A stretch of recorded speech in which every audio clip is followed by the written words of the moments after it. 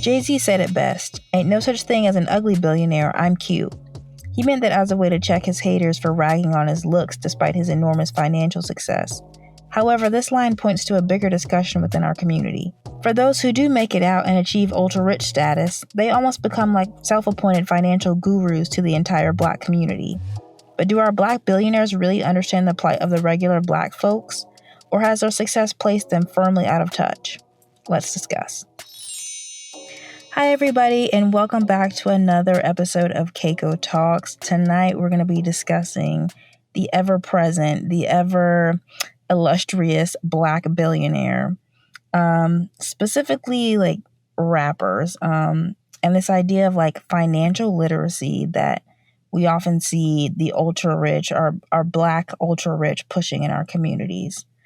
So, just to get this conversation started, we want to discuss what generational wealth is, because this idea of generational wealth really comes into play, especially for our community, right?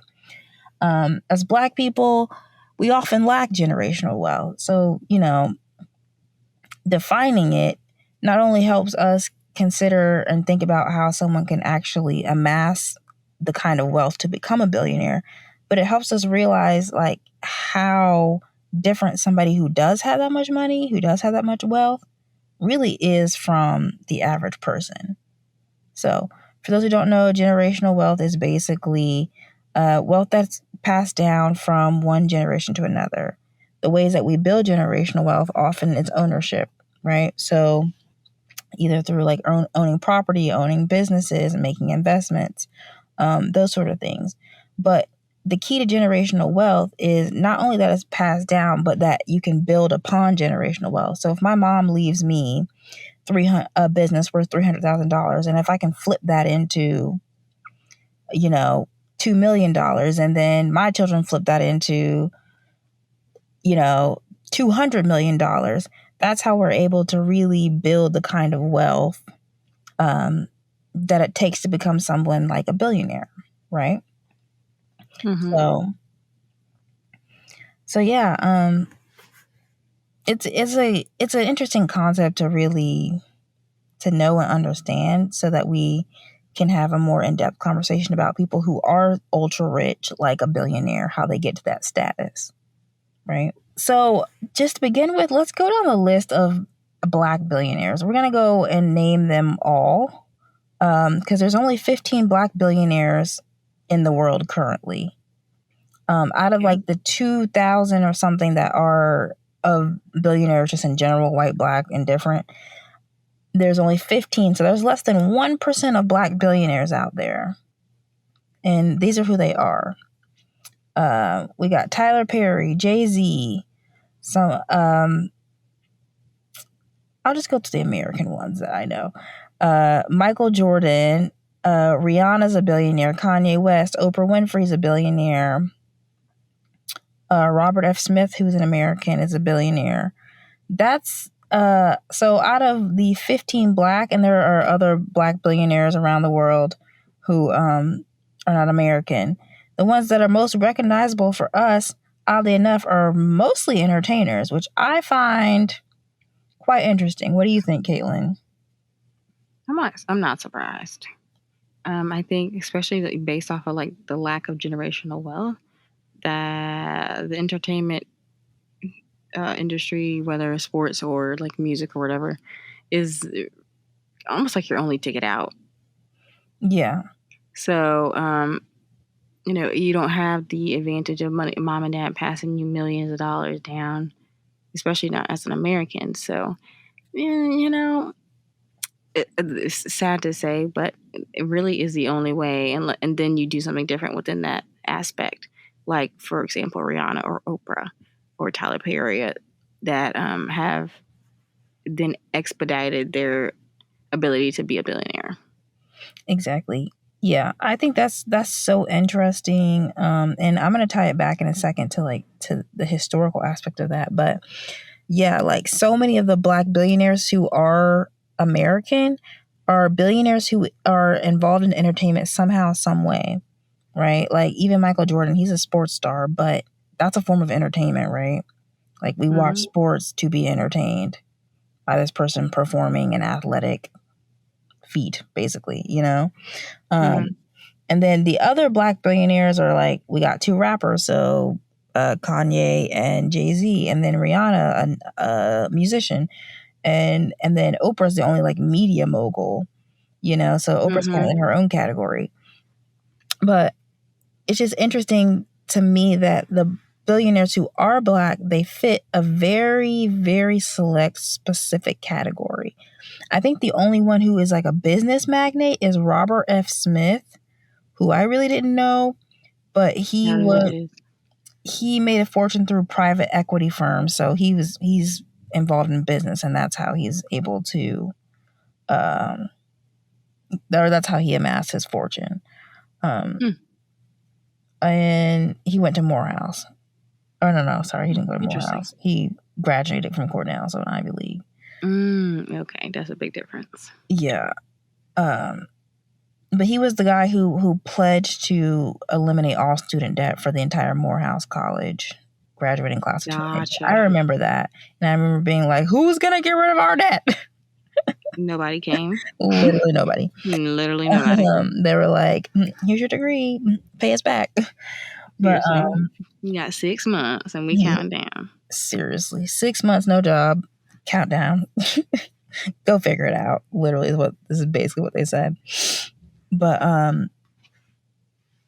yeah, so I just find that interesting that like entertainment performance base is is the track, I guess, that gets Black people money or that level of wealth, Yeah.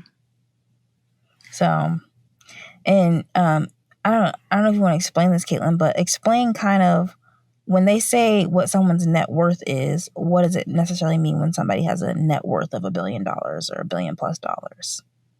Gotcha. Yeah. Okay. So net worth is usually the amount of money you have after you take out all your debts. So all your debts are paid off, whether that's your home, whether that's your vehicles, just all your bills, right?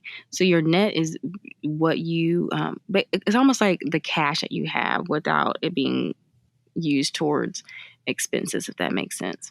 So your net worth just shows how much like cash value you have. So another example would be like, say you quote unquote like passed away, right? And you paid off everything you ever owed. That's the final value that you have at the end of paying every single thing off. So being worth $1 billion that's a lot of money. A lot of people don't reach billionaire status in general, let alone the Black community. So I did watch a video on TikTok a while ago, and they were saying that you can be a millionaire within, they put it in reference to time, but you can be a millionaire rather quickly. But a billionaires, it takes some time. So I think it was like you can be a millionaire within like a couple weeks, a day, or something like that. In reference to maybe minutes or seconds or something. But in relation to a billionaire, it took like 300 and something years. So yeah, reaching billionaire status is like almost like unimaginable wealth, if that makes sense. Yeah. I'm looking at this quote now, and J. Paul Getty, who is like out here in Los Angeles, the Getty Center is a big like art magnet place, like a lot of like really expensive artwork. Like I'm talking like paintings from the 1600s. Like there's a painting of Louis the 16th in this museum, okay? And it's available to the public. So it's owned by this family of very rich people, the Getty family. And it's like a big attraction out here. I go to it because it's a nice little area. Just FYI, not to plug the Getty Center, but go to the Getty Center if you can. But he said, if you can count your money, you don't have $1 billion.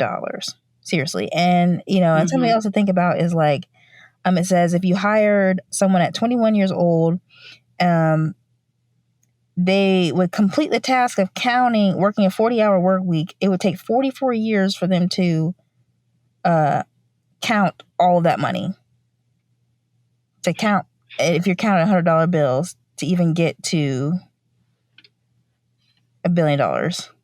Wow, that's crazy. So when you think about like the massive amount of money that $1 billion is, it's like the kind of wealth you really can't even fully wrap your head. Like billionaires don't see how much money they have. They can't. There's no way. You know what I mean? Mm-hmm. Mm-hmm. And for these individuals, because I'm not sure about the ones that are not American, but the ones that have been, or the ones that we know of in America, they worked their way to that. That was not something that was passed down to them. Yeah. So that's applaudable in itself. Yeah. Every single one of them that are American. I also think that what's interesting is that the billionaires we talked about are mostly men. Like mostly out of the Black billionaires, they're mostly men. You know, yeah, because the only two women on that list is Rihanna and Beyonce. And probably, honestly, I feel like Beyonce is coming real soon, so we might have, next couple of years, probably another one. You mean Rihanna and Oprah right now? Beyonce. Oh, excuse me, Rihanna and Oprah. But I think Beyonce is coming soon. Yeah, that's what I'm saying. Because I always wonder if it's really high right now, anyway. So I wonder, but the only thing with them is that I don't know if their net worth is linked together. No, I'm talking about Beyonce's individual net worth. I think is really high. Like she's in the high hundred millions. So she's very close to $1 billion. You think so? Just herself, yeah. Okay. But the thing also I think we have to realize about billionaires is most of the billionaires that we're talking about, Black billionaires anyways, own several businesses or have several multiple extremely profitable streams of income. Like Rihanna is obviously a singer, but it wasn't her singing career alone that got her to a billionaire status. Mm-hmm. Same thing with like Jay-Z and Kanye. It was these other investments and businesses that they invested in that made them billionaires. Because it wasn't the career alone that got them. Even Oprah, it wasn't Oprah's TV show alone. It was ownership of her own material and creating a network. And you know what I mean? Like all these other ways that they got involved in like business, i.e. capitalism, to make their money. You know? Mm-hmm. Same thing with Michael Jordan. Like he played basketball, but it wasn't the Bulls checks that got him $1 billion. You know what I mean? It's like these other investments that they're for sure able to make. Which again, it's like, even though it's only happening in one generation with most Black people, it's that idea of, well, money gets money. Money begets money. You know what I mean? Like they have money. They got it from entertaining us in some way. And then they were able to invest in something else and flip it into something more profitable. Yeah, for sure. Yeah. Yeah. I would say that across the board for billionaires, they definitely like invest. Mm-hmm. Yeah, even outside of like, said business that they own. A lot of their money is linked in investment, stock market, different businesses, successful businesses. So exactly. Yes, you have to have money to make money. For sure. Yeah. Because, it's like I can't invest in something if I don't have the money to invest in the first place. Right. And beyond like not having the money, you know what I mean? I think there's this idea of like if you have anything extra, then you need to invest. But especially if you don't just have free money, there's a difference between just having money and free money. Exactly. Free money is you can invest it. It doesn't matter. You don't even see the money. Period. But say somebody like me just graduating college 2 years ago now, I think. That's a bill, for next month if that's the case. So exactly. And just another thing to think of is like we're talking about billionaires in terms of extreme wealth. What we're also trying to get at is the idea that a billionaire does not make money by working hard. Okay, this like narrative of like somebody gets up every day and just works hard. I don't agree with that. I do think they work hard. It just it's not in your typical like physical labor maybe. Well, what I mean is like they don't directly like clock in and earn it. in the same way we think of like so and so gets a salary that is $1 billion a year. It's not like that. They have to like own assets and own like things that they invest in. That's what collects to make a billionaire. It's not Oprah is not a billionaire because her company pays her $1 billion income. Yeah. That's a misnomer. I think sometimes people think Oprah is a billionaire because she probably does get a hefty salary from her job, from what she does, right?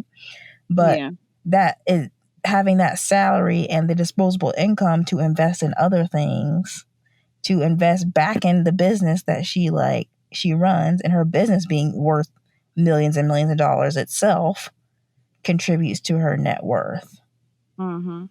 I think also too, people misunderstand that. They think that your net worth or you being a billionaire, that's what you're bringing home every month. If you are a billionaire, you're probably bringing even more home. You know what I mean? That's just your net worth. That's just what you're worth after everything is paid for. So that's taking out expenses. So you have to make more than even that, your net worth essentially, so that you can upkeep your living. If that makes sense. Well, no. See, I read that Oprah's income, monthly income or yearly income, was like only like close to like $100 million or something, or like $75 to $80 million, which is like no laughing matter. I mean, that's a crap ton of money for her to be making every single year. Okay, that's like actually unfathomable money for most people, even that amount. But it's the fact that she owns and is connected to so many other assets. Yeah, but that's what I'm saying. Like that stuff, that money is not immediate income, because like, for example, like stock, you're not just pulling out a stock as soon as you get a rise in the stock market. So you can you have to leave that in there. If that, for example, it's like even with business, if you're investing in a business, you have to leave that in there and then pull it out when it's beneficial for you as far as keeping, getting your money out, and it's actually a good price for whatever, right? So it's not just immediate income right then and there. Yeah. Those things take time to grow, and then you can either get it out or leave it in there longer, depending on your process. But my point in saying that is it's not necessarily what you bring in every month, I guess. It's just what's accumulating for you to then take out at some point. Yeah, it's like it's all you can really say is it's your wealth. It's what you own. Yeah. But do you really own it though? Because like stocks and stuff, you don't own that. I mean, yeah, you do own a stock. You own a stock when you purchase it, and like yes, it's you not own technically a part of it. You don't really you own a part of this company, or you own whatever. It's like until you sell it, then it's no longer yours. It's like the same way as if I go buy a pair of shoes at a store, I own the shoes now. They're mine. Yes, I purchased them from here, but they're mine. Got it. Yeah, that's true. That's true. It's just whatever they're purchasing happens to accumulate more wealth. Exactly. Versus when I buy a pair of shoes, it's dead at that point. It's just unless you depop it. People don't unless you depop it. Yes, you're right. That's very true. Might flip it. Yeah, that's a good way to actually paint it for the layman, is like when we do things like resell on Depop or whatever. Like if I go to the thrift store, which I sell things on Depop all the time. If I go to the thrift store and purchase something from a thrift store, that item now becomes mine. Now, if I go and mark it up $20, put it on my Depop, somebody buys it, I just made $20 profit. Exactly. Right. So that goes into my bank account, which my bank account's not necessarily my net worth, but if my bank account was my net worth, then that increases my net worth. Yes. And so that is your profit at the end of the day. Yeah. Is that difference between what you purchased it at versus what you sold it at. Yeah. Is your profit, and then that's how you get to your net worth. Yeah. Well, you begin to build. You build your net worth. Yeah, you begin to build wealth. So but the thing is, like with stocks, you own a part of a company, so it's not the same as like buying something directly. Yeah. Or buying a product or a service. You do get like, whenever they cut shares, wealth. Yeah. It's like buying part of the company's wealth. That's what I feel like a stock is. or share in the company. Yeah, I wouldn't. Well, yeah, if it's successful, you buy the wealth, but if it's not, you buy the downfall. Yeah, So exactly. yeah. Yeah, I mean, it's a risk. There's definitely a risk involved, you know. Hmm. But I mean, when we're talking about how wealth is, how you accrue wealth, that's really how it is like by further investing in companies or investing in capitalism. Hmm. That's how Yeah, you win at capitalism, is by further investing in it, absolutely. you know? Hmm. So, yeah, I just find it interesting that, obviously we're having a discussion about just what wealth is and what a billionaire is in general. But for our Black billionaires, what we often see, like we were saying in the introduction, is they kind of, since they've like made it out of the hood or made it out of like poverty or made it out of whatever circumstances, oftentimes they kind of take on this status of financial gurus in the sense that they try to like educate the Black community. They feel like it's their responsibility to like educate the Black community on how to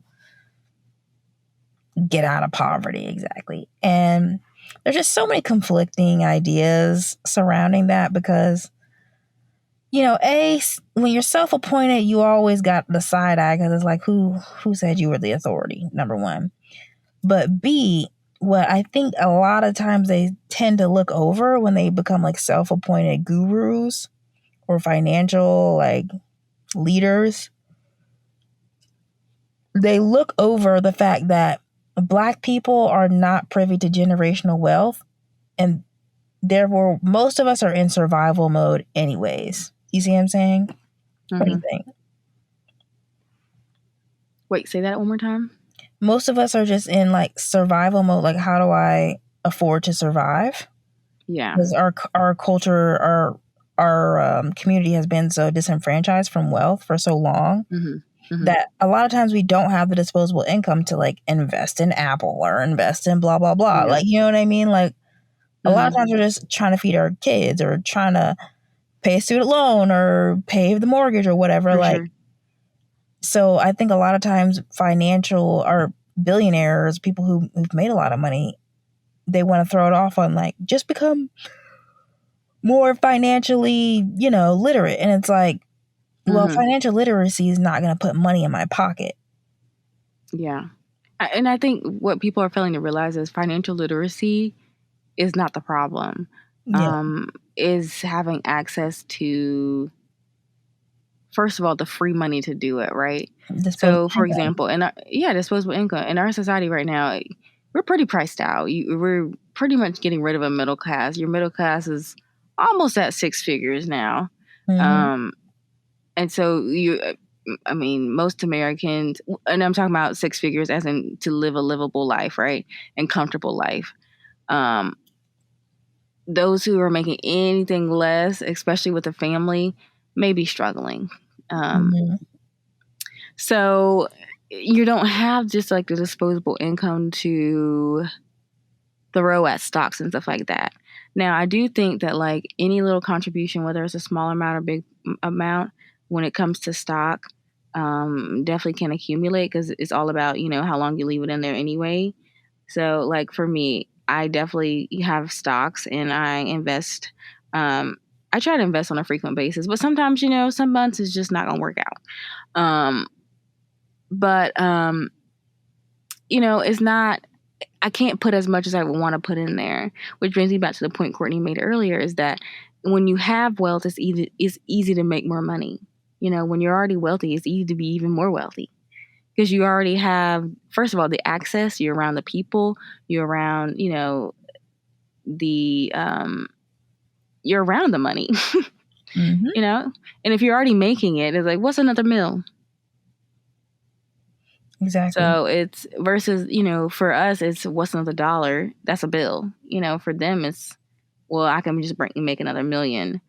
Um, Yeah. so it's hard to get out of that space of just being like that middle class person. And like I said, with the price of living and that gap between middle class to the upper 10% further being dispersed or spread apart, it just makes it 10 times harder to get to that wealthy point. And I'm talking, not even talking about billionaire status. Because billionaire status, you really got to have some money. Even to millionaire status is almost nothing these days. That's middle class, dang near. Yeah. And people always want to be like, this is how you get to billionaire status, blah blah blah. And like, one of the things we did research on is like how to become a billionaire. Like, Oh like yeah, these are work in funny. tech.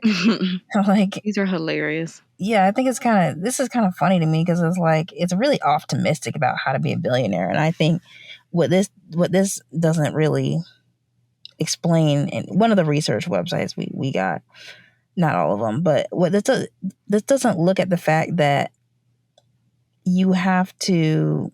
They think that it's this idea of like anyone can do this, anyone can reach this status, and it's quite difficult, seriously, to reach that level of wealth. I mean, that's like we were saying, it's sort of unfathomable wealth. For sure. Yeah, I'm gonna read some of these off because I thought they were quite comical. This one is listen to your own drummer. So what they mean by this is they use the example for the individual who made Uber cab. So he had an idea and he was able to, obviously create Uber. But here's the thing with this one. You also have to have the resources to make said app, Exactly. and distribute that to the masses. So, that comes with its own limitations, right? Another one says dream big. You once again have to have the resources to do that. So they're using Elon Musk with Tesla and SpaceX, which Elon came from money, a lot of money. And same thing with, so the other two examples they have on here are Bill Gates and Jeff. But you still have to have a level of access to free money, disposable income to get even their status. So I do think like Jeff Bezos, his scenario makes it seem a little bit more accomplishable because his was rather quick. His is not. Well, no, he started Amazon in the 90s.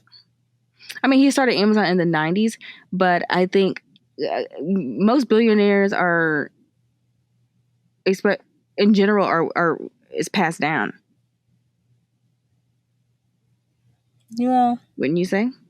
Or they had access and resources. They might not have had as much money as $1 billion, but they had some family money to begin with to have the kind of education, have the resources, the disposable income to go into a business venture like an Amazon or go into Microsoft or go into Tesla and SpaceX. Like it's easier when you already have every other box checked off to do something risky like starting a company. Like, yes, they did the work to start these companies and these companies have taken off and become huge, but it's only because they had XYZ to begin with. Like, you know what I mean? Yeah. I always think about it as like this. So, say you miss a payment or on your car or something like that. And your payment is $700. Now, next month you owe $1,400. Now you're constantly playing catch up to maintain that, right? Whereas if you have disposable income, then you would just pay the car note in the first place. And then maybe you can pay your car up even more, because you have the disposable income. So it's kind of like that, they have money to play with. They have money to experiment with things. And plus, during the time that they were experimenting and whatnot, cost of life and expenses weren't as high. So they were probably more able to take that risk. Yeah. And the other points that this says, which are kind of cheesy, is being totally committed to success. Don't be afraid to fail. Pay attention to details. Build a trustworthy team of advisors. And never forget the customer. These are just very vague, sort of like almost cliche and corny, optimistic like advice that they give.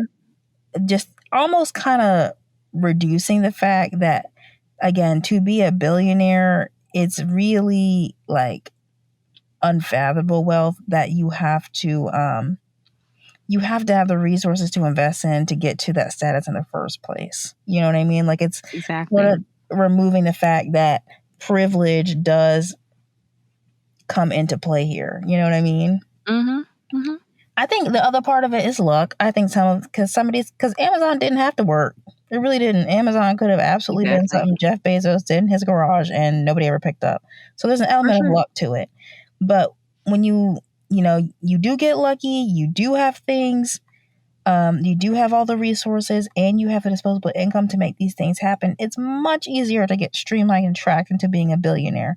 It's not just about what work you can do. You know what I Mhm. mean? And it's not to say that they don't work, because they work, and they've come up with some really innovative ideas that do, help our world to turn around, right? But Yeah. those to reduce it down to only, being committed to success and only doing work and dreaming big. Lots of people dream big all Yeah. the time. That don't mean To they're me, Jeff that's Bezos. undermining what they really had to sacrifice or work towards. Like, Courtney and I own our businesses, and it's work. Like, honey, it's Mm-hmm. work. And we don't even have like the grandest of businesses. Um, we're still pretty new, figuring things out. And when I tell you it's work, Yeah, it's work. it is work. So, Absolutely. and especially as an individual that's doing everything by themselves, it's not easy. So, I do Exactly. applaud anyone that's on the billionaire list that have actually worked for it. So, like, your Bezos, your Zuckerberg, Gates, and whatnot. Even the And guys that made Google. the thing is that they work for it to a certain extent. Oh yeah, I mean, I'm not taking away that they had the resources, but what I'm saying is, like, these are, especially the guys I just named. They actually created something. They invented something that is now being used by the masses, and Mm-hmm. so those Yeah. individuals actually had to work for it. Not all billionaires have to work. Well, what I mean by what I was saying earlier is they work for it to a certain point, because at a certain point, the bureaucracy of it all becomes bigger than what they can handle. Oh yeah, So, but I mean, they still as are the much as we owners. say like So Jeff Bezos works or like Oprah works or whatever, reality is she hands a lot of her stuff off to somebody else that she pays to do that, to make that happen. sure, that doesn't mean it's not work though. Like, she still has to be accountable for that person because that's still her business and her name on the line. Agreed. I think that's true. But I'm saying though that I think you can get to a certain point where you are not physically doing the manhandling, the man lifting, where you just become sort of the figurehead of the organization. But I mean, to me, that's at the point when your business has paid off. I promise you, before you ever get to that point, you put in some hard work. I agree. I do think they put in work and they put in foresight and they put in years. What I'm saying though is it's not the same as what we think traditionally as task driven work. That's what I'm saying. I guess. It's not, I do this job so I get paid directly for it. Like some people seem to think. Maybe not. Really, because by the time you get to be billionaire status, you've figured out a way to make capitalism work for you. It's beyond Yeah, but exchanging that still labor. doesn't mean you're not working.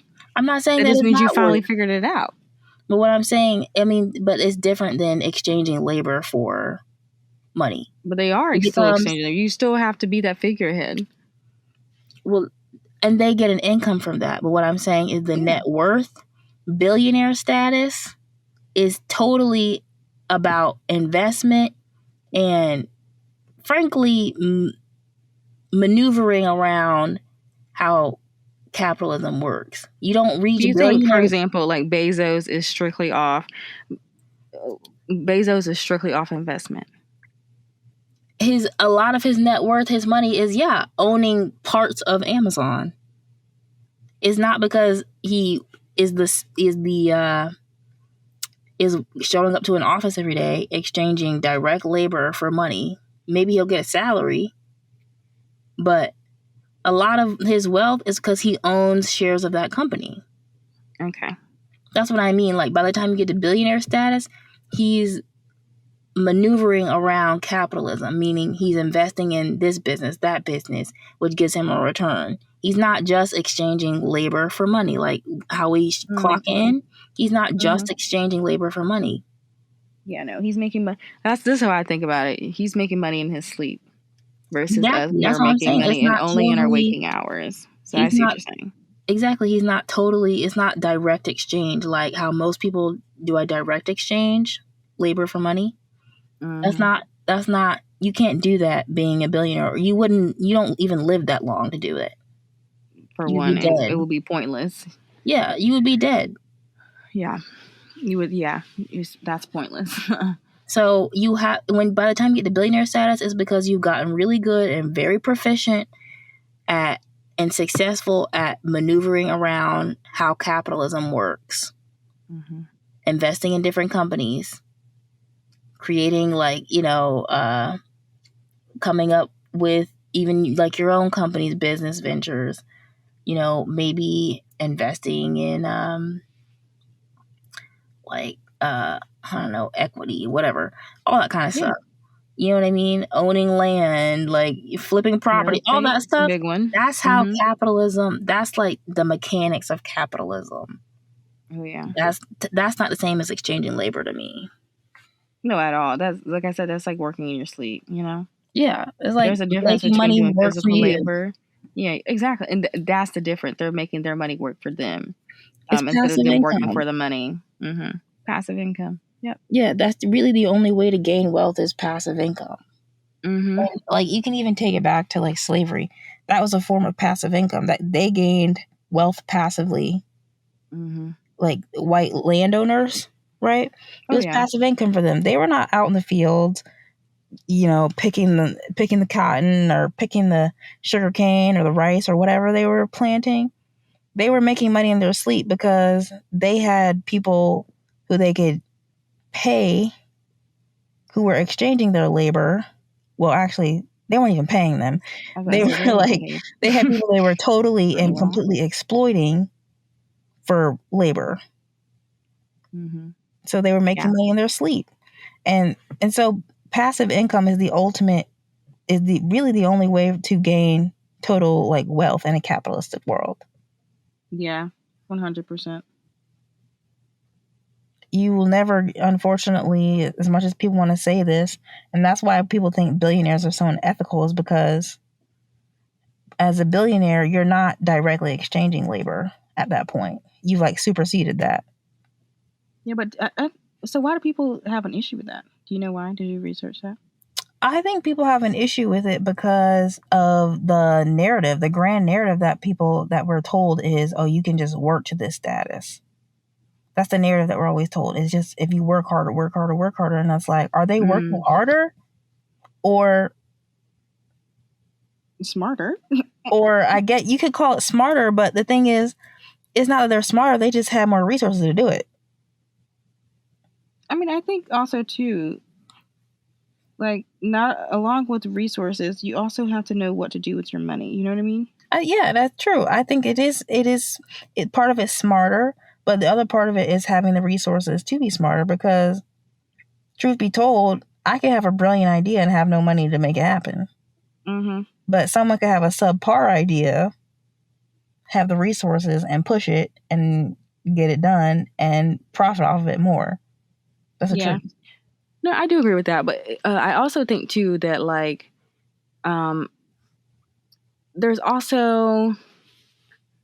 While you don't have access to certain things, I'm fully aware of that, and that's a huge hindrance. A huge hindrance. I think also too that one thing I saw this guy. He's I don't know what he does, but he has a pretty good, like, I guess you could say, net worth. I think he's in the millions. He's not like a billionaire or anything, but he was saying how instead of constantly paying bills, he I think he was like behind on his bills for like a month. He just didn't pay all his bills for a month. And he invested that money. And then the next month he was able to make enough money to like pay his bills like up like 2 or 3 months or something like that, because he invested all that money that he made and paid it towards his towards his whatever investment he had. I don't know what he invested in, whether it was stock or like real estate or whatever it was. But he he made that I guess like that decision and that risk to invest his money in not paying bills and doing that day to day thing. You know what I mean? Yeah. Even though he didn't have the immediate disposable income. So, what do you think about that? Like, do you think that's, I guess you could say, a part of financial literacy? Because I feel like on the lower end of things, it's like, oh, just pay your bills and live month to month to month. That's the narrative that we're taught. You know, just make sure you pay your bills. Mm-hmm. Versus, you know, nobody talks about, well, maybe you shouldn't pay this month and invest, or maybe you should, if you get a part time job, don't get a part time job just to pay off your bills. Maybe get a part time job to invest. Or I don't even think we are. We don't push financial or literacy about the stock market either. Really, I think part of that's true. I agree. I think financial literacy isn't pushed to the masses, black or white, because the more financially literate somebody becomes, the less they're willing to blindly participate in capitalism, right? If I know that, okay, if I know, well, I'm going to take a portion of my income and not invest in healthcare, which makes someone else rich, and invest it in a stock or a growing company or whatever, I make 10 times what I made investing in this healthcare company. I don't need to buy that healthcare anymore. I can go somewhere else. Yeah. You know what I mean? Like, I think keeping people financially illiterate serves the purpose of the higher ups. Oh, right? For sure. Yeah.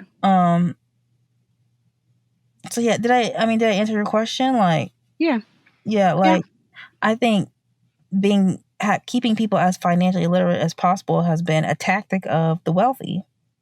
Oh, 100%. 100%. And especially when we, talk about black people who have been cut off from wealth by institutional racism, first and foremost.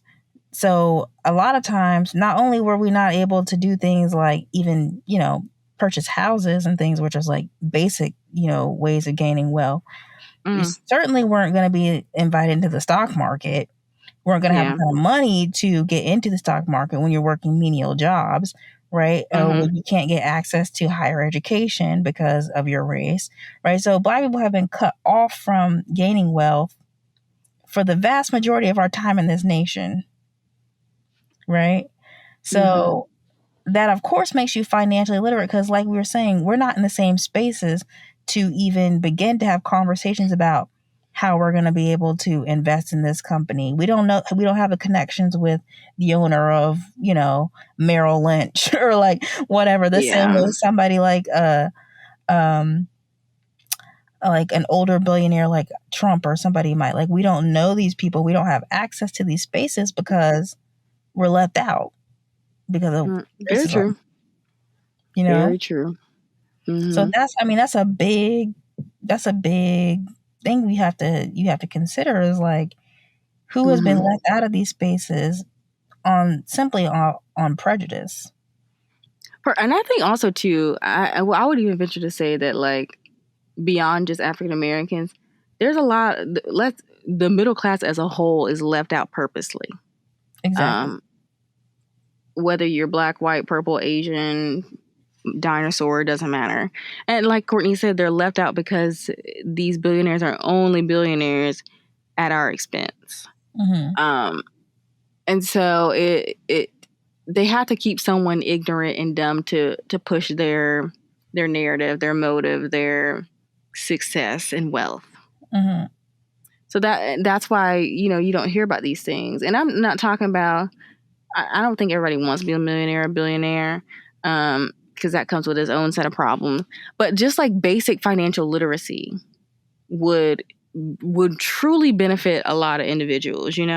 Yes. Like me, I took a personal finance class in high school, and one of the things he taught us was like, if you buy a car, just buy it cash, save up the money and buy it cash. Then you no longer have that payment that you're paying month to month, for one, and for two, you're no longer paying interest on a car.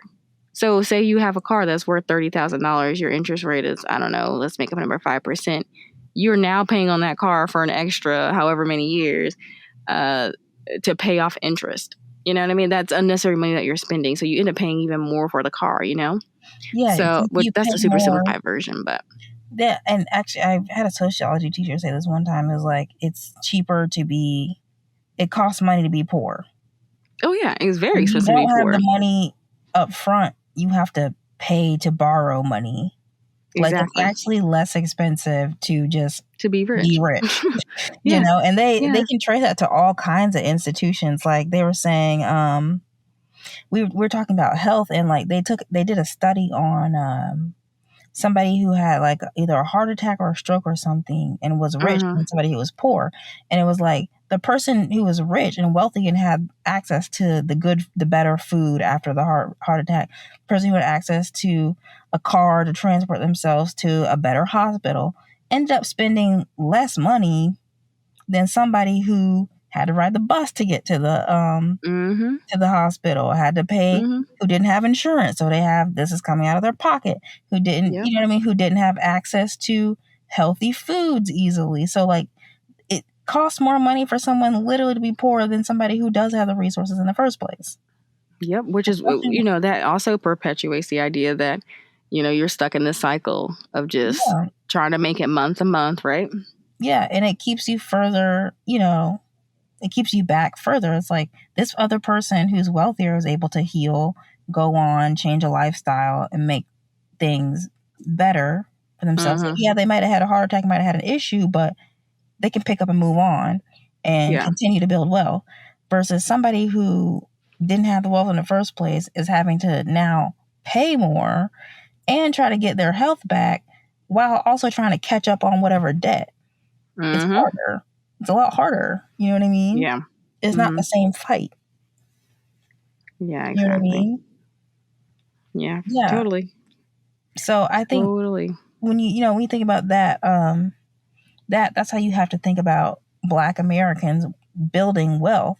Is we already are starting from a position where we're not privileged, Mm-hmm. where we typically lack the kind of generational wealth to build more wealth, Mm-hmm. or to have passive income, or to make more money, or whatever. So when we don't have that compared to our white counterparts who are more likely to have that, we're starting at a different place to building wealth. Oh, for sure. So Yeah. those optimistic suggestions aren't the same for us. You know what I mean? Yeah. Yeah. Yeah. Yeah. For sure. So yeah. There's another this is something I revisited, and it came out like a couple years ago. But Jay-Z's video, The Story of OJ. I find this interesting because Jay-Z has been he's talked about it in his work, but he's been a big pusher of financial freedom as the way to like cure the Black community, right? Mm-hmm. Like if you just become financially free, like all your problems as a Black person will like somehow be solved. I think that's really reductive, but I think what he's trying to say, and this has shown up true for his life because he's been incredibly blessed and lucky to have the kind of life he's had, So I can see how he would see financial freedom as the only way to cure the community, but reality is deeper than that to me. So you know what I mean? Because I think, yes, on the surface, financial freedom, but what that means is we got to really look at what institutional racism is. We got to look at a lot of other deep issues to address before you can just say, "Oh, you'll financially free yourself out of oppression." Yeah, I do agree, but I also I also get what Jay-Z's saying in a way. While I do think that financial freedom is part of the solution. I think what he means by that is not so much like wealth, I guess you could say. I think what he's saying by financial freedom is it does not necessarily free up your money, but it then allows you to put your especially like Black people, I guess, in spaces where they wouldn't normally be if you're just financially free. You know what I mean? Does that make sense? Yeah, So I I mean, think that's what he yeah, means by that. Not necessarily you being debt free, literally, more of just like that gives Black people the opportunity to be in those spaces to then make other decisions. Because let's be honest, there are 15 people on the billionaire list that are African American, and a majority of them, well, about half of them are not in the United States. So we'll say about 6 or 7 are in the United States out of, I don't know how many billionaires are in America, but I'm sure it's 100 or so, right? A yeah, good number. That's a really small percentage, you know? yeah. It's like That's a less than really small 1% of percentage. all billionaires are Black. Yeah, exactly. So it's a So very like small even number. I'm sure Jay-Z has to move in certain ways because he's probably one of the only Black men in certain spaces, you know? Exactly. Um, so that's what I think that's what he means more than just having zero debt or like, you know, just paying your bills every month. I think is more of like we can open up the spaces, which let's be honest, in America, money speaks. Money speaks volumes. And also like you in the story of OJ, which is a song that he had on his, I guess I think that was his latest album. He has a saying talking about like basically African Americans just blowing money, buying all these luxury things. But when you buy those luxury things, are you not making the white man rich? Typically, So yeah. stop buying them. Typically, I get so that. I I think think that's sound advice. I don't, and that's what's conflicting about it is like, especially the mhm, story of OJ. I think what Jay-Z's saying is like partly true. It's like, yes, stop being frivolous. And he's mainly, I think he's talking to his younger like rapper counterparts because who's yeah, notorious for going to a strip club and spending money, hmm like wasting money? yeah, Black male rappers, younger black male rappers are buying fancy hmm luxury cars and maybe buying a nice house or like doing these trips and like having these spending frivolously. Like black male rappers are notorious for that. Younger, oh especially yeah, younger ones. So I think Jay-Z is very well intentioned in saying this is frivolous. Why not invest? Yes, that's true. hmm I think that's true. What I do think is, and he's got a clear critique on flex culture. Like flex culture, he sees as like pointless, basically. And I think which that's is partly interesting to true. me So, because like I feel like he was like low-key a little flexy when he used to exactly like when he and but that's the thing is it comes off sort of hypocritical because I'm like Jay Z's yeah, career started out very flex culture. for He sure. started out just like any other black male rapper, young black male rapper. I got Hmm girls, I got money. I got money because I got girls because I have the money. I got this car, I got this house, I can take Yeah, trips, I can drink this expensive wine, I can go to this fancy restaurant, I can wear these expensive clothes. He was all about that, all yeah, about and I it. think also too like it's hindsight's 2020, right? So you can go back and say, oh, it was just this simple, but like in the midst of it, it's not quite that simple. It's not like you automatically know which move you should have made. You know what I mean? Like a lot of it has to do with also chance and opportunity. Um, Yeah, that's what so I'm saying. A and lot of there's a it, lot of factors. exactly. It's like, yes, you can have to critique on flexing, but you do realize that when you have that critique, you're sort of glazing over the fact that a lot of times black people are just coming out of generational disadvantage. No, not even sometimes.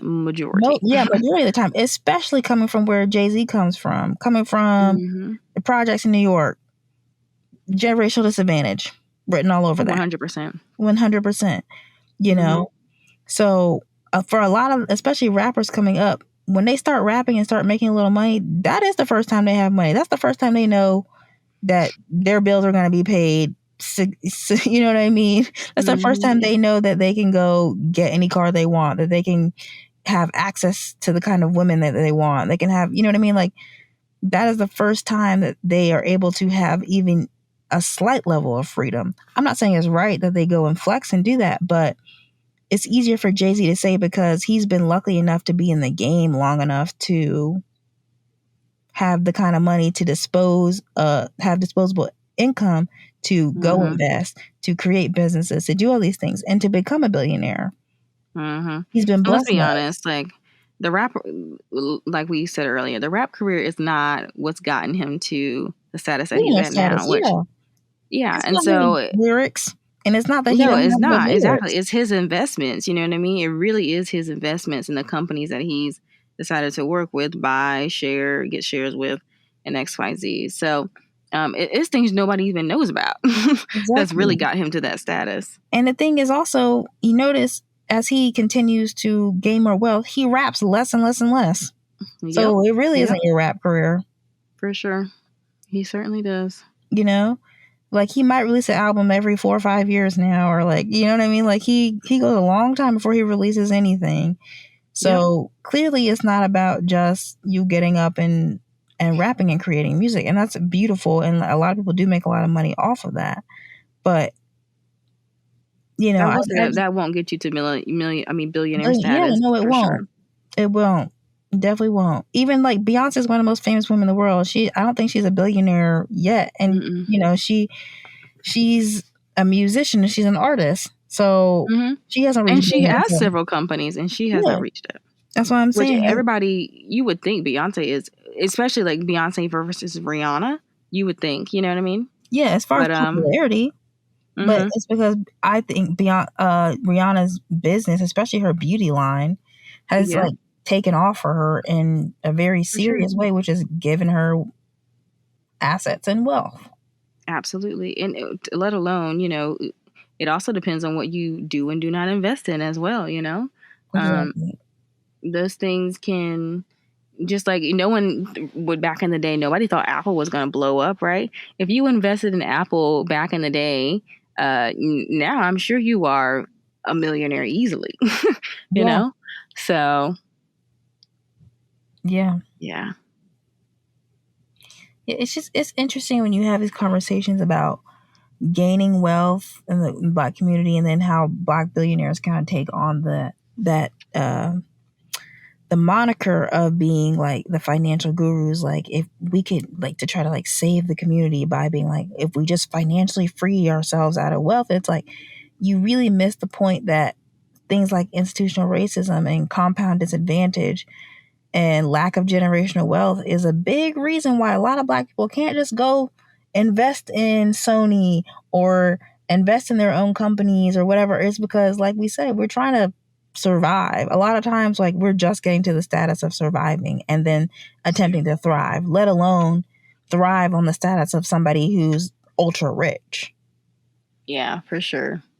You know? Seriously, yeah. So yeah, and I think really like, yeah, I can see that. I was going to say, I definitely think that like you have to teach financial literacy at the level the person is financially. Exactly. Because, you know, me not being a millionaire, for example, and I'm just a millionaire, I'm not going to understand how to... First of all, I don't have the same advantage that you have as a millionaire or disposable income. So you got to bring it down to, you know, my middle class income so that I can then get to maybe millionaire and then get to billionaire. You know what I mean? Because the literacy is going to be different. The advantage is going to be different. How you move is going to be different. What you can invest in, what you can invest in, how you invest in it is going to look very different. The people that you're going to meet to even put you in opportunities to grow and invest in different things are going to be different. So, you know, I think it's also environment as well too. Like we said earlier in the episode, if you have money, it's so much easier to make money. So much easier to make money. It's like why rich people send their kids to elite schools. They want to keep their kids in the same social climate to generate further wealth. And let's be honest too, beyond the social climate, that's a tax write-off. Yep. You know? So that's how they continue to stay rich as well. That's a huge tax write-off. There's so many ways that our society literally privileges people who already have money. Like, and that's why we say it's a privilege to be wealthy or to have a certain class status. Like, it's easy. Like, and that's not to say it don't come with its own problems, but I mean, it comes with its own problems. Yeah, we don't want to act like, being a billionaire is like heaven and then everything else is hell. It's not that. Because billionaires, I think they say like people who are like billionaires commit suicide like at a higher rate than anybody else. Like wealthy people or wealthy, especially wealthy men. And it's because it doesn't mean that they're happier in their life. We're just talking strictly about money investment and honestly growing wealth and having assets. Like, how does someone reach that status? And I think also too, one thing about, I think, billionaire, right? Like, so like being middle class, it's like, well, maybe I can work towards being a millionaire. Then maybe I can work towards being a billionaire, right? When you're a billionaire, what are you working towards? Getting more wealth. I get like finding different avenues. You know what I mean? You've pretty much reached, you don't no longer are looking at your account being like, I need to make more money. You're a billionaire. You know what I mean? First of all, you can't even keep track of that money, period. Exactly. You probably have to have a team of people doing that. Let's be honest here. Exactly. Yeah. So I can see like, I mean, and if say you are a billionaire and you're constantly trying to reach something, what else are you going to achieve? Like, I doubt you're going to have any more money than that. I agree.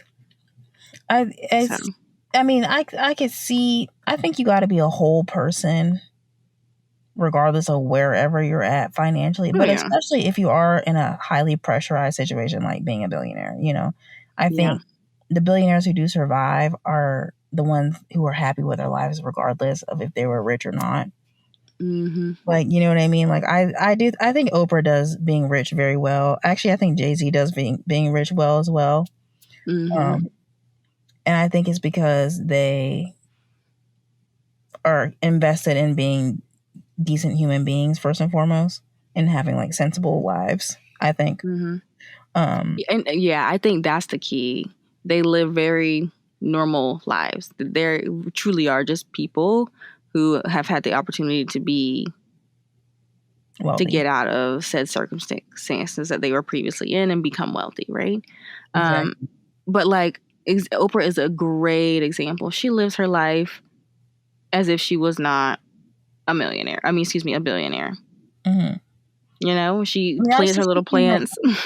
Like she can definitely afford the like finer things, and like she could really be like, Oprah's could do the ultimate flex on all of us. And I mean, and Oprah has those things. Oprah's not about to run around and like, $2 flip flops, or maybe she does. Yeah, or maybe exactly.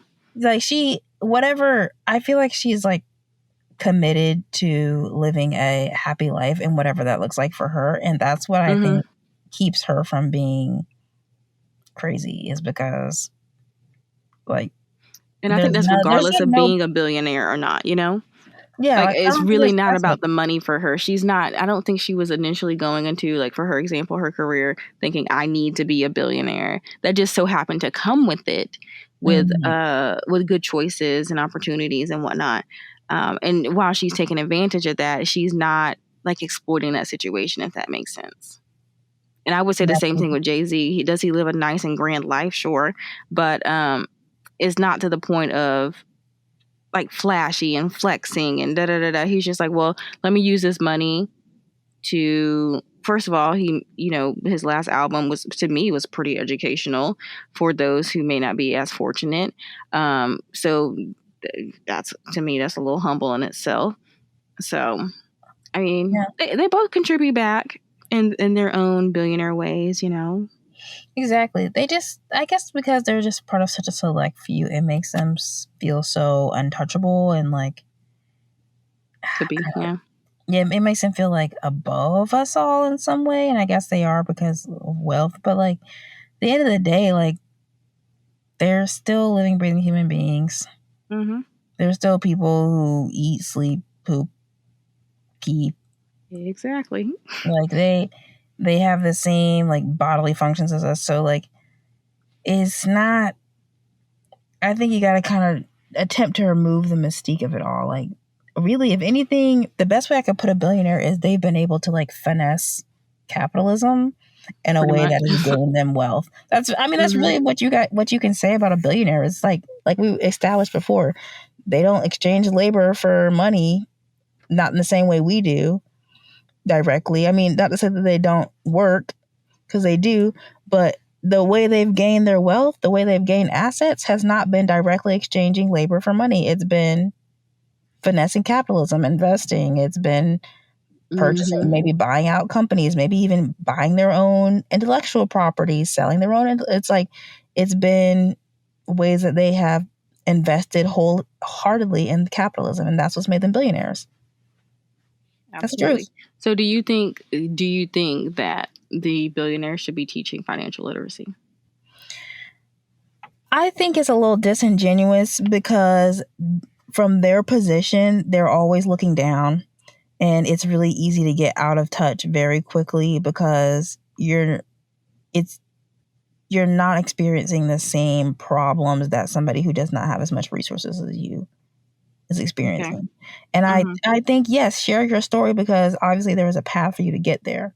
I'm not saying don't share your story, but when you get preachy about it and are like, well, you're not doing this, or if we just did this, or y'all keep doing XYZ, it makes it like, it feels very much you're on a high horse, but you're only on a high horse because you've been blessed enough and lucky enough to have the resources. Okay.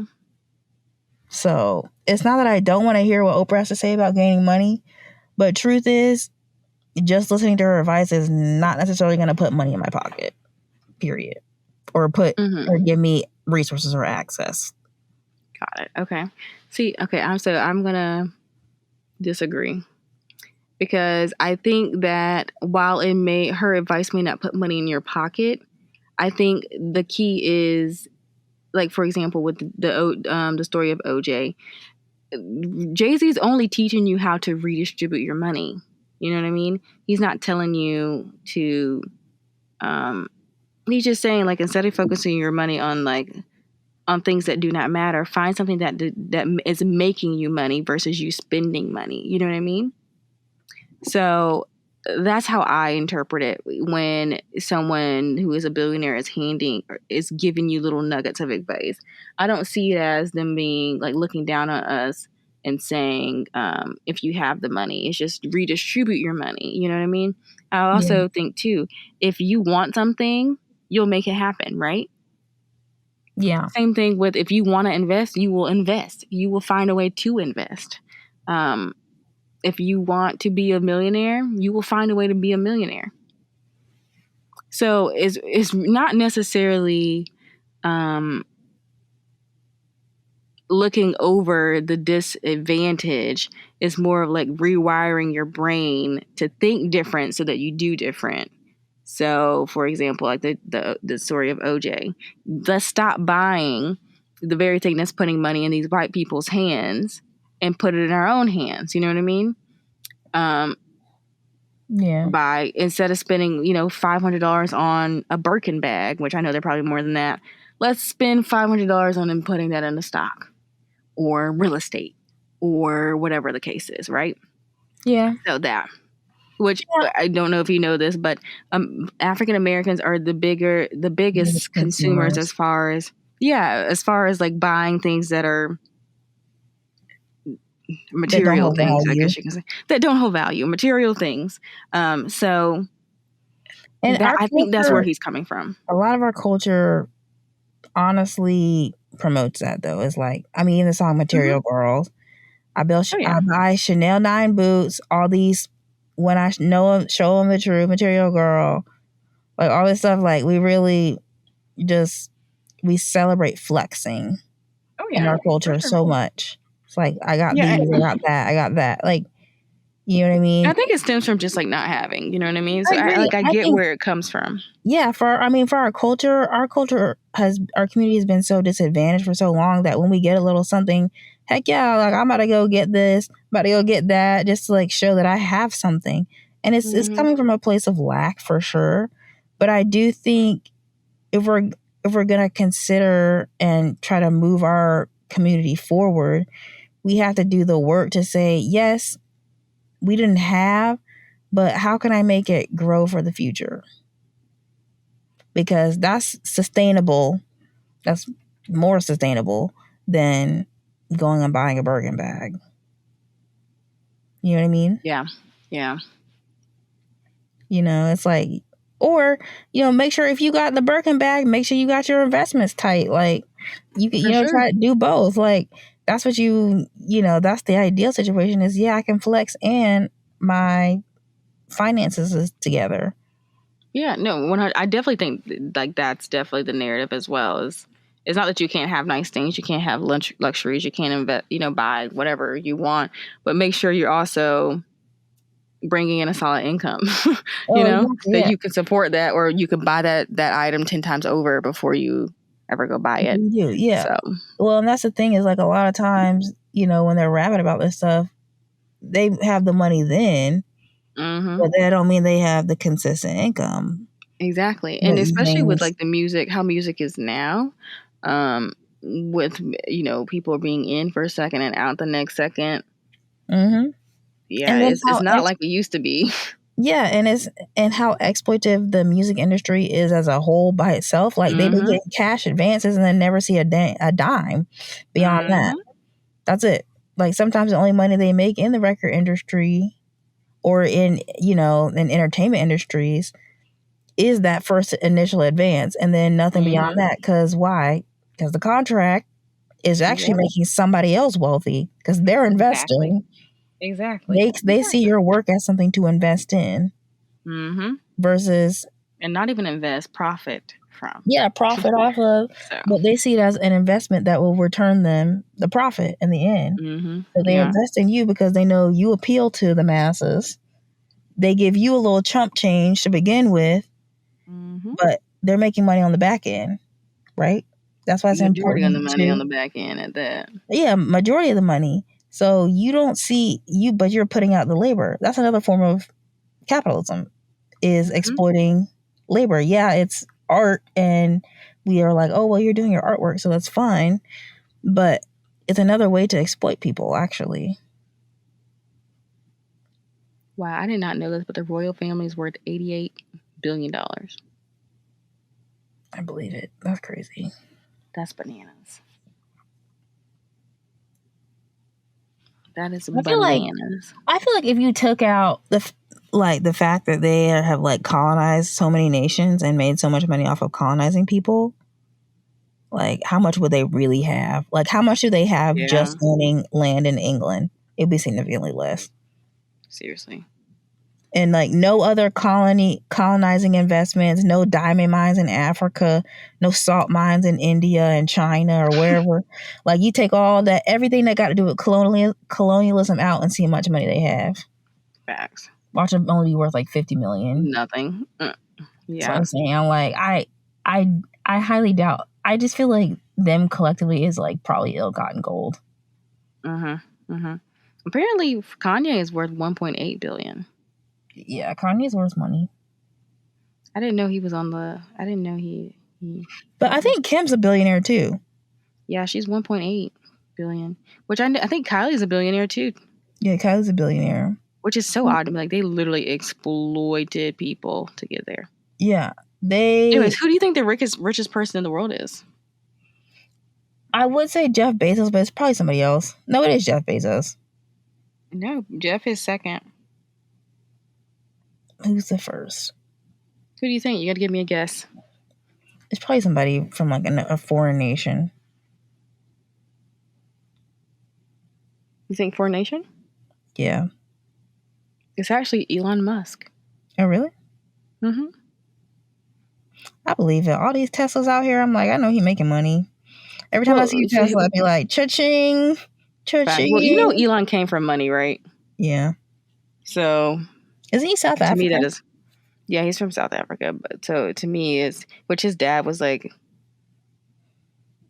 I don't know what his dad did, but he was pretty good off, pretty well. So. Money begets money, man. Gotta have money to make money. Pretty and most nations ain't got money. That's the problem. Because believe me, I'm like, I'm actually a relatively frugal person, believe it or not. Like just personal finance wise, I'm a pretty frugal person. So if I had the kind of disposable income to really just invest in companies and do XYZ, I would absolutely like be all over that. I've never been one to be like, no, just spend all your money, blah blah blah. Like, no, I really haven't. I'm really not like that. Facts. Yeah, no, I think like, well, I really don't. I don't care to be a billionaire or a millionaire. You know what I mean? I really do just want to live comfortably, if Yeah, anything. Um, but I think, yeah, I I think don't. billionaire status is like absurd wealth.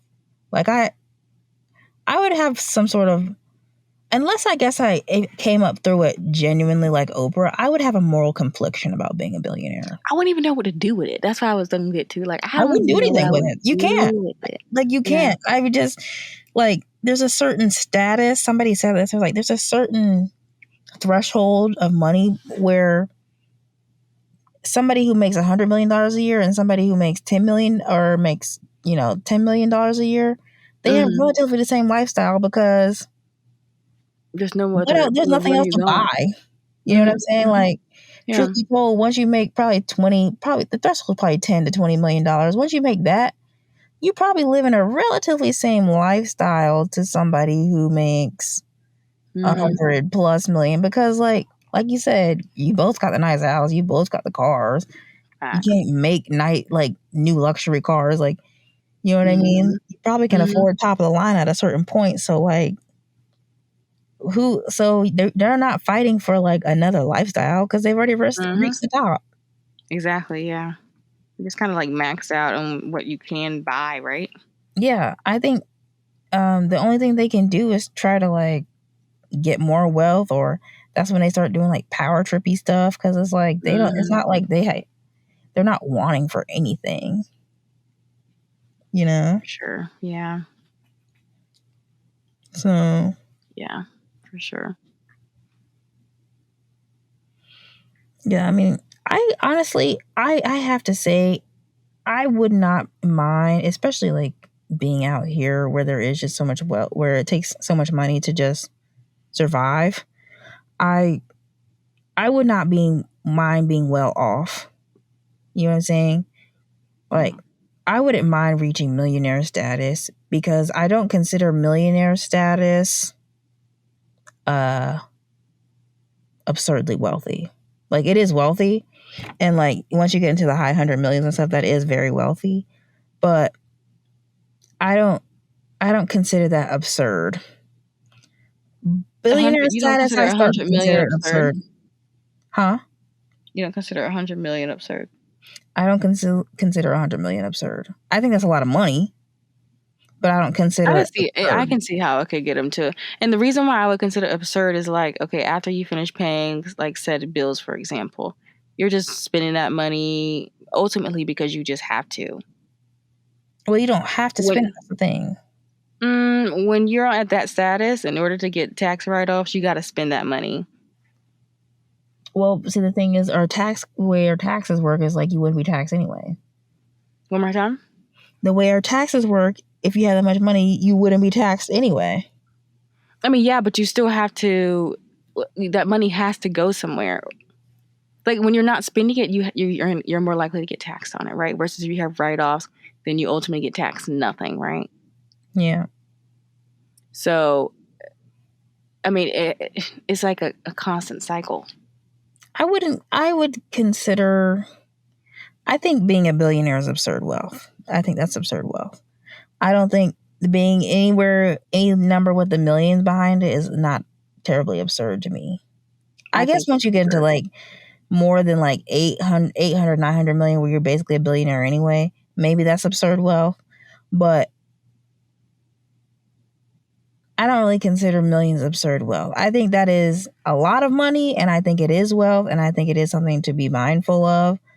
And you do have to like take on the responsibility of being a wealthy person at that point.